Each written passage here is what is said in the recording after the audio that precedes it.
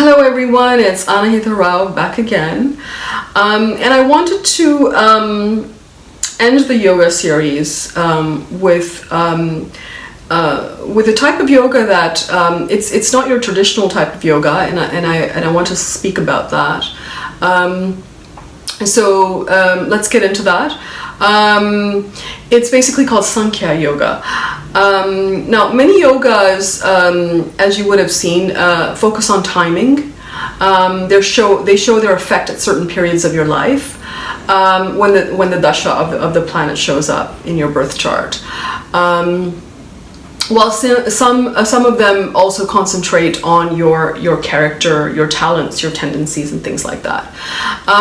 Now, Sankhya is perhaps one of those that has more of a it's got to do more with your characteristics, your tendencies, your personality traits.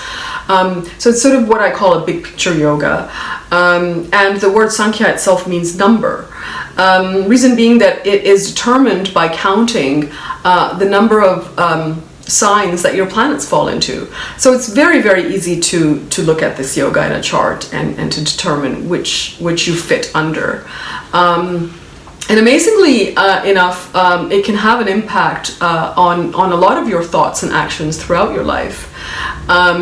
So we basically look at the position of all of the 7 planets, the Sun, the Moon, Mars, Mercury, Jupiter, Venus, and Saturn. Rahu and Ketu are excluded as they are shadow planets, and they tend to be excluded from all yoga calculation for that reason.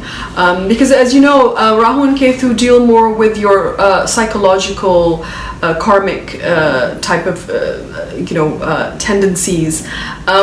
They're not physical planets, and so therefore cannot manifest in concrete physical things in your life. They can influence, of course, and they do have a big influence, but in and of itself, they don't have the power to manifest the concrete, tangible things in your life. All right, so let's get into Sankhya Yogas. Now, if you have all of your planets in one sign, that is known as Gola Yoga. Now, this is very, very rare, and it's good that it's very, very rare, because it can result, and normally does result, in a person that's extremely self-absorbed. There's a lot of problems that come with it as well.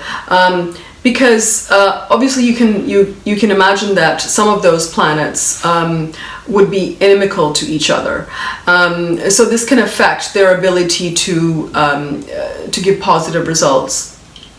And there's, of course, the chance that there will be what's called a graha yudh, which is like a planetary war between 2 planets, which spoils the significations of both planets. So all in all, having all your planets in one sign is definitely not a good thing.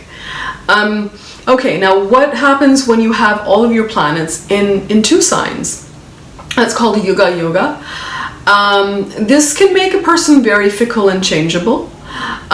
They're greatly affected by their environment, and they sort of blow with the wind. They often also hide their real thoughts and feelings. There is a tendency to be continually dissatisfied with life, unless, of course, they cultivate a more spiritual point of view. Then there is what's called the Shula Yoga. And this happens when all of your planets are in 3 signs.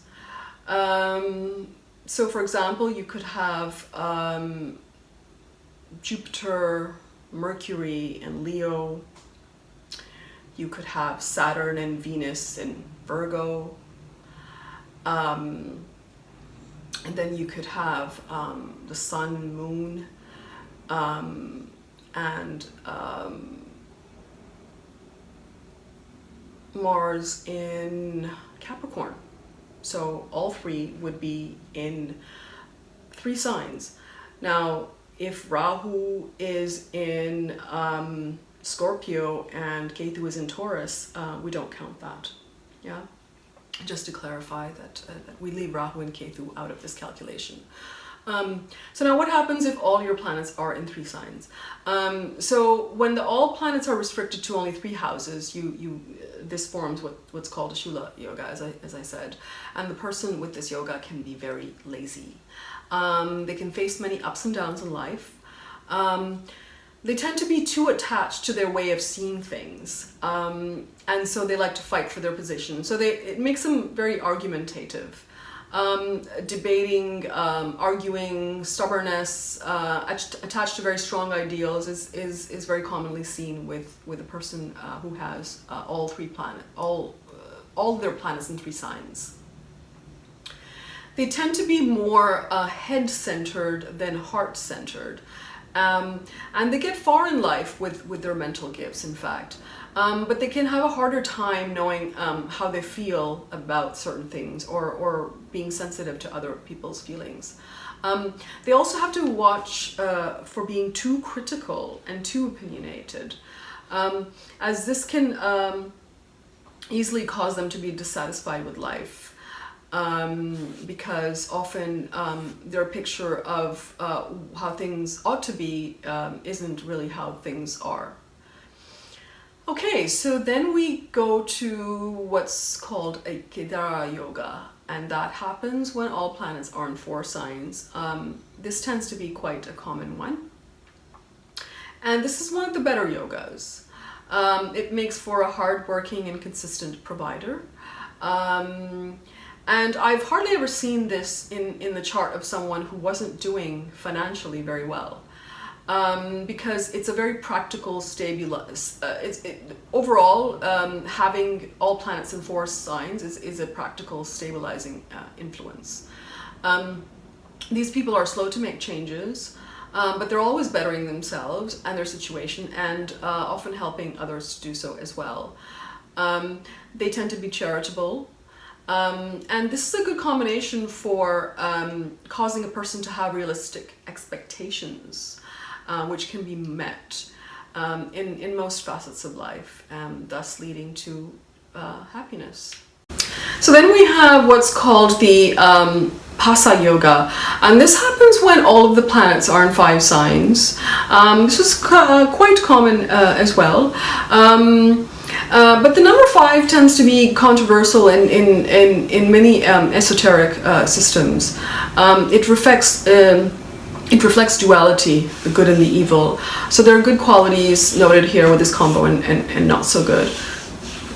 So if the rest of the chart indicates, for example, insecurity or poor character, this will lean them more so in that direction. So it sort of enhances that which is already there.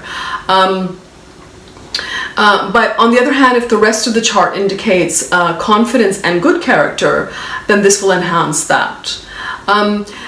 They tend to be quite talkative. They're hard workers who are enthusiastic. They're quite clever.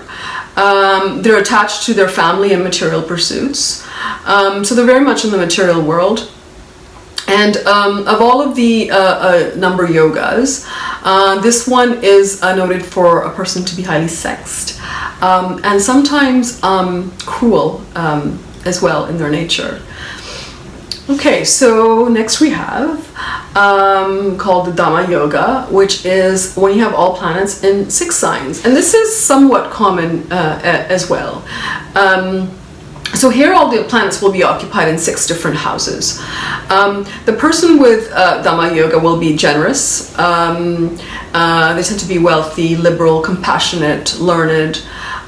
They tend to earn through legitimate means, and they tend to be quite helpful to others. This makes a person a lover of mankind. They're very friendly. They're concerned for the welfare of others. They tend to be generous, and there's a tendency to make decisions from the heart. Their character is usually high, but then obviously you have to look at the rest of the chart for this. This is a happy combination generally. It causes a person to be full of enthusiasm, especially if they feel like they're making a significant contribution in their life and in the lives of others. and they tend to want to live a life of purpose and meaning. Okay, so now we have the last one, and this is when all of the planets are in 7 signs. This tends to be fairly uncommon, and I would also say that it's not rare like the first one, but it is fairly uncommon. It's called the Vina Yoga. Now these tend to be versatile people, multi-talented, skilled. They're especially noted for their love and skill in music. And at the very least, you will see a strong attachment to music, a love of music. They're able also to be alone more than others, allowing them the time to pursue their goals and develop themselves. Though they're commonly popular as well, they're able to focus on their tasks. Of all the number yogas, this one has the most potential for success and is considered to be the most auspicious. Because the reason being because the planets here are dispersed and causing a sort of a balance in the chart, so that they can work independently without having much conflicts. A lot of time when you run into issues in a chart and you see challenges, it's because planets are interacting in unfavorable ways, especially when they're sitting right next to each other. That can it could be a harmonious connection.